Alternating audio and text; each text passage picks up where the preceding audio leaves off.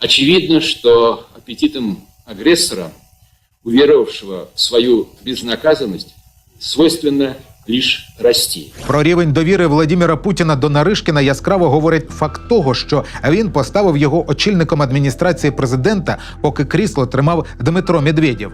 У Кремлі це призначення коментували, начебто Наришкін мав наглядати за Медведєвим і утримувати від спокуси захопити владу або наробити інших незапланованих дурниць. Та я не дарма трохи раніше розповідав про державну комісію, що формувала розвідплан у радянські часи. Після розвалу СРСР вона була ліквідована. Її знову створюють як комісію по військово-промисловим питанням за дивним збігом у 1999 році, коли до вищої влади заходить Владимир Путін. У 2006-му її перейменовують у військово-промислову комісію.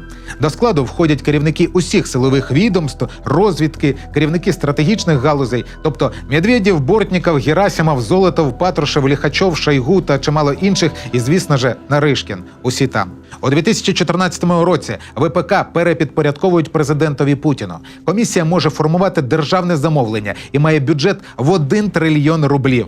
Навіть при обвалі російської валюти це майже 8 мільярдів доларів на рік. Функції ті самі – обговорення і оцінка військових потреб, збір запитів, формування розвідплану. Очевидно, що основним його виконавцем є служба зовнішньої розвідки на чолі з Наришкіним. Посаду директора він обіймає з 2017 року. СВР відновила промисловий шпіонаж і вивела його на достатньо високий рівень, що дало можливість Путіну вилити на загал фундаментальну істину руського міра як норму поведінки. Что касается сланцевой нефти. Ну, давайте мы подождем, когда американцы истратят деньги на новые технологии по добыче сланцевой нефти, а потом мы у них цап-царап. Посмотрим, вообще мы заинтересованы в этом сегодня или нет. Вот. І задешево купимо. Це він бовкнув на форумі «Росія зовет». Потім сказав, що пожартував.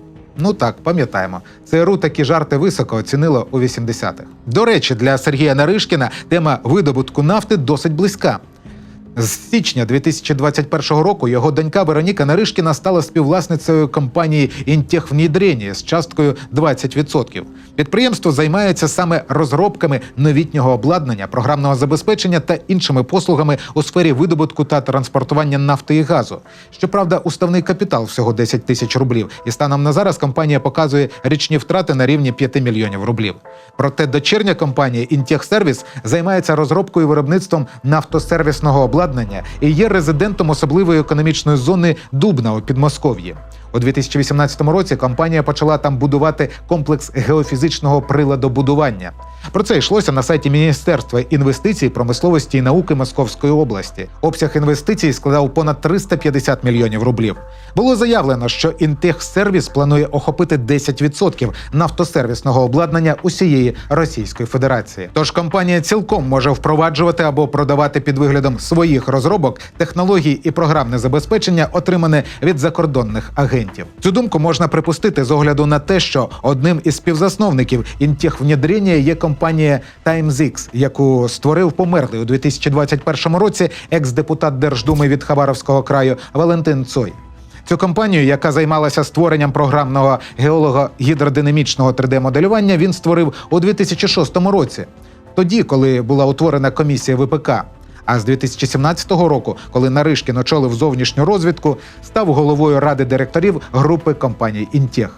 Після смерті Валентина Цоя співвласницями компанії «Інтехвнідрення», окрім доньки Наришкіна, є ще дві особи – Цой Валерія Валентинівна та Цой Валентина Валентинівна. Припускаю, що це доньки засновника. Також цілком допускаю, що створення компанії, яка займається впровадженням новітніх технологій з видобутку і транспортування нафти та газу, розвідплан для СВР і слова Путіна про крадіжку технологій з видобутку нафти – це ланки одного ланцюга. Проте це може бути лише верхівкою айсберга, яка вказує на масштабні викрадення службою зовнішньої розвідки РФ західних технологій в інтересах приватних компаній, що їх контролюють друзі Владимира Путіна. І це дозволяє економити не лише кошти на розробці, але й компенсувати виток мізків за межі Російської Федерації. Що сказати? Зекономив, вважай, заробив. Ще один бізнес родини Сергія Наришкіна – це компанія «Агроальянс». У статті видання «Інсайдер», яка вийшла восени 2023-го, була інформація, що зареєстрували компанію у 2008 році. Донедавна частка фірми у 27% була оформлена на доньку Вероніку Наришкіну. Але у 2021-му її переписали на невістку Світлану Наришкіну. «Агроальянс» займається постачанням різноманітних круп великим торгівельним мережам, таким як «Ашан», «Діксі» всередині Московії. Також компанія продає крупи в російські тюрми. Яка іронія, родина очільника зовнішньої розвідки Сергія Наришкіна заробляє на харчуванні в'язнів, а потім ті самі в'язні йдуть умирати на війні в Україні, щоб зберегти бізнеси і владу Путіна з командою, в яку входить сам Наришкін. Вибачте, прям фермерство виходить. Одначе «Агроальянс» торгує не лише на внутрішньому ринку. Серед контрагентів є фірми навіть у Сполучених Штатах. Наприклад, зареєстровані у Нью-Йорку. Компанія «Зеніт Фудс», вказані власники Борис Фельдман та Вадим Шварц, створена у 2017 році, коли Наришкін очолив СВР. Весь час працює з нульовим прибутком, окрім 2021 року, коли дохід склав $1,3 мільйона. Більше інформації про неї отримав із матеріалів судового позову. У ньому стверджувалось, що відповідачі займаються продажем продукції з сірого ринку, товарів, які виготовлені та продані за межами Сполучених Штатів, легально придбані за кордоном, а потім імпортовані та перепродані у Сполучених Штатах без дозволу власника торгової марки. Друга пов'язана компанія з Нью-Йорку – «Красний Октябрь Інкорпорейтед», заснована у 1996 році. Має 6 працівників, власниця Суній Качура. У відкритих базах США вказується річний прибуток від 830 тисяч до $1 300 000 на рік. Сплеск прибутковості у 2016-2019 роках і у 2021 році. За 2022 рік «Агроальянс» родини Наришкіних відвантажив у Штати 113 тонн зернової продукції. Загальна виручка компанії за 2022 рік склала 19,3 мільярда рублів, показавши ріст у 20%. Та навіщо Сергію Наришкіну переписувати прибуткову компанію на невістку? Очевидно, що відповідь криється у реакції на санкції, в тому числі і майбутні. Річ в тім, що у 2015 році син Андрій зі своєю родиною отримав вид на проживання в Угорщині. Тоді Сергій Наришкін ще не обіймав посаду головного розвідника, відтак з юридичного погляду начебто не становив загрози для європейської країни. Але сам механізм отримання права на проживання в Угорщині був досить непрозорий. Місцевий проєкт журналістських розслідувань «Дайрект-36» виявив, що запущена урядом Віктора Орбана у 2013 році програма «Золота облігація» відкрила чорний хід для російських олігархів для виїзду до Європи і отримання права на проживання. Про аналогічне розслідування заявляла українська осінспільнота «Мольфар». Проєктом «Золотої облігації» опікувався Антал Роган, людина наближена до Орбана. Він здійснював урядовий нагляд за спецслужбами, зокрема за управлінням із захисту Конституції, яке має протидіяти закордонним розвідкам, боротися з російськими шпигунами у тому числі. Суть механізму полягала в тому, що держава Угорщина випускала облігації державної позики з поверненням через 5 років. Іноземець, який брав участь у програмі в якості нагороди, отримував вид на проживання в країні. Авантюра полягала в тому, що, на відміну від подібних акцій в інших країнах ЄС, гроші від іноземців брали компанії-прокладки. Вони своєю чергою практично саботували вивчення особових справ учасників, що ставило під загрозу внутрішню безпеку держави. Відтак практично будь-хто за 300 тисяч євро міг отримати європейські документи. Програмою і скористалася родина сина Наришкіна. Офіційні особи Угорщини підтвердили його участь. Ця ж інформація опосередковано підтвердилася і коментувалася у статті Deutsche Welle. Росія може шантажувати Угорщину, що вийшла у листопаді 2022 року. Там йшлося про ймовірний шантаж прем'єра Орбана через відомство Сергія Наришкіна і про неприпустимість зв'язків між прем'єром країни ЄС і сином голови зовнішньої розвідки Росії. На той момент Андрій Наришкін мешкав у центрі Будапешта у квартирі, яка належить компанії, пов'язаній з раніше згаданим Анталом Роганом. З 2013 по 2017 рік золотою облігацією скористалися близько 20 тисяч іноземців, здебільшого з Китаю та Середнього Сходу, а також понад 1200 заможних росіян, у яких не вивчалося походження статків та діяльність. Я вже не пам'ятаю, де це почув, що Московія приведе за руку Китай у Європу, та схоже до цього докладається і контрольований Кремлем угорський естеблішмент. Чим більше я вивчав величезну мережу російських чиновників, які наче кліщі кров тягнуть гроші з країни, тим глибше переконувався, що велика війна – це був єдиний спосіб для Путіна зберегти звичний спосіб життя його банди. Єдиний спосіб уберегти його власних дітей та дітей його друзів від злиднів, знущань або навіть фізичної розправи, що її може вчинити російське населення в разі бунтів. Зберегти безтурботне щасливе життя на курортах, подорожі на яхтах, спілкування серед світової еліти.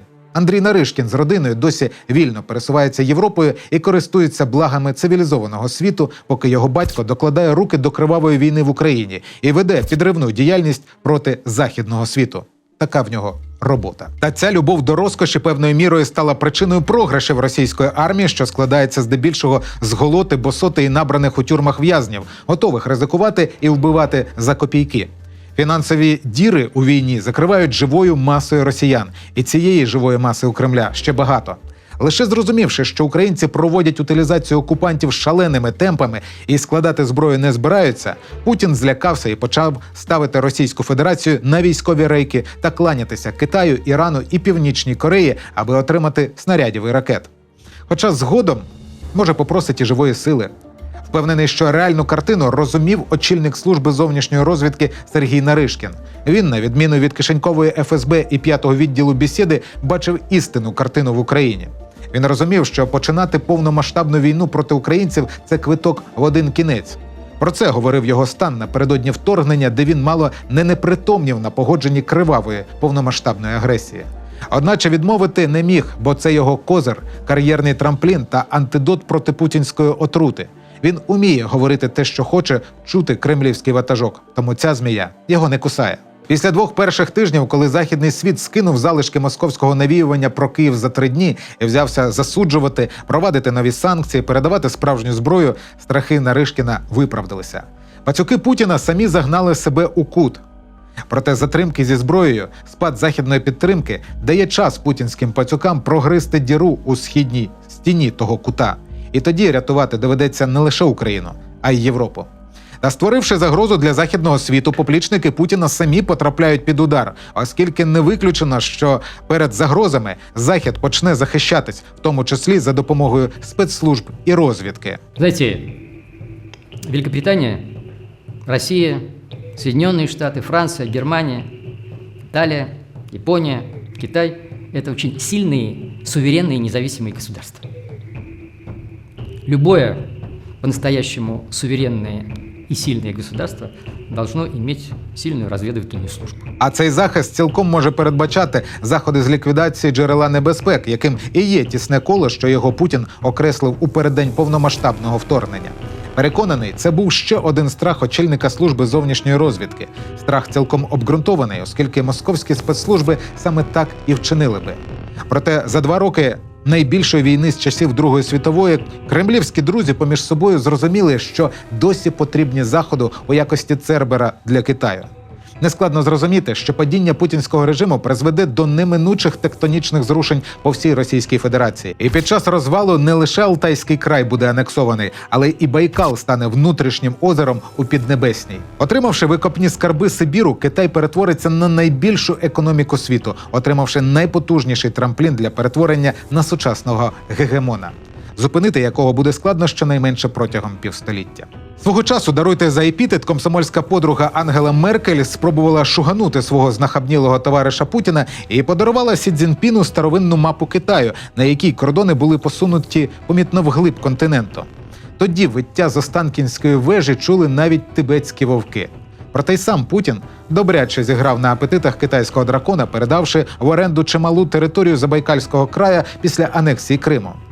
А до того були ще кілька передач земель, як, до прикладу, острів Тарабаров восени 2004-го і частини островів Уссурійський і Большой. Отже, китайська експансія стала настільки сильною, що вражала людей непідготовлених.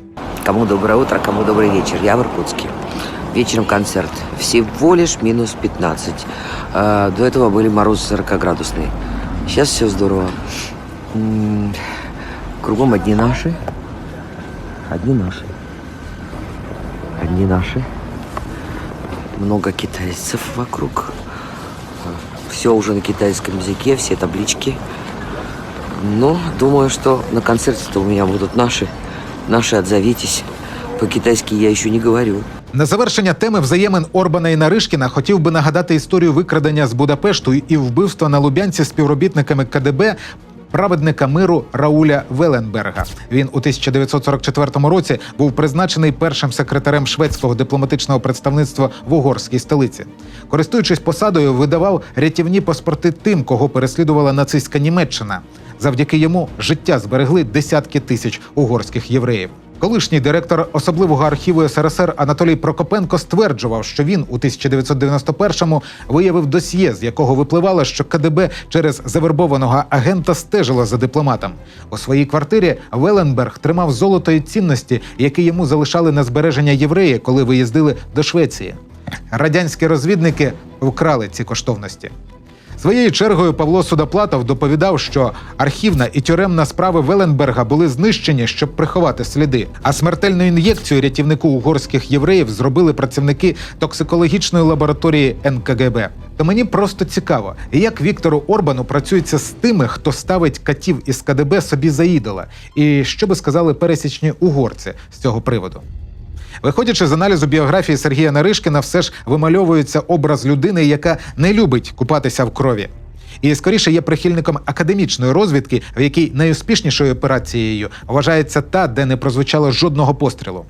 У нього мирні хобі – гольф, плавання, лижі. В одному із будинків, який показав на загал, висить портрет Наталії Наришкіної, матері Петра І.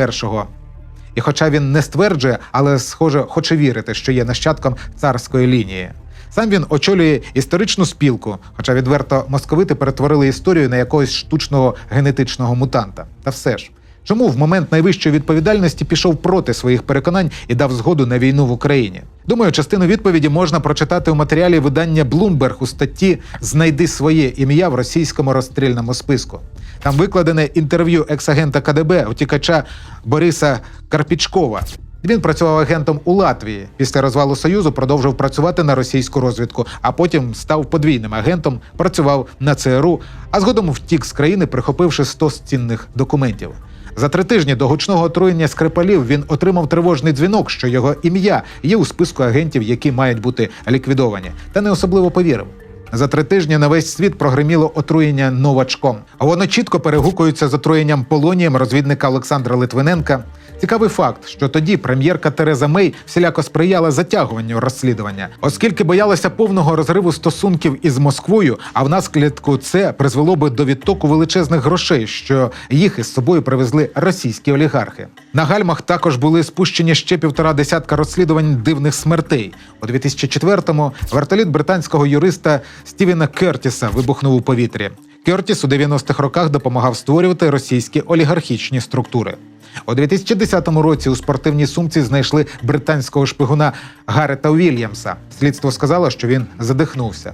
У 2013-му – загибель Бориса Березовського. У 2016-му від ножа загинув вчений, який допоміг встановити кількість полонію у тілі Литвиненка. Коли офіційний Кремль попросили прокоментувати зв'язок російських спецслужб із загадковими смертями, Дмитрій Пєсков відкинув звинувачення, натомість зауважив, що Британія не здатна провести розслідування до кінця та запропонував допомогу російських спеціалістів. Гадаю, що зараз Британія такого би не проковтнула.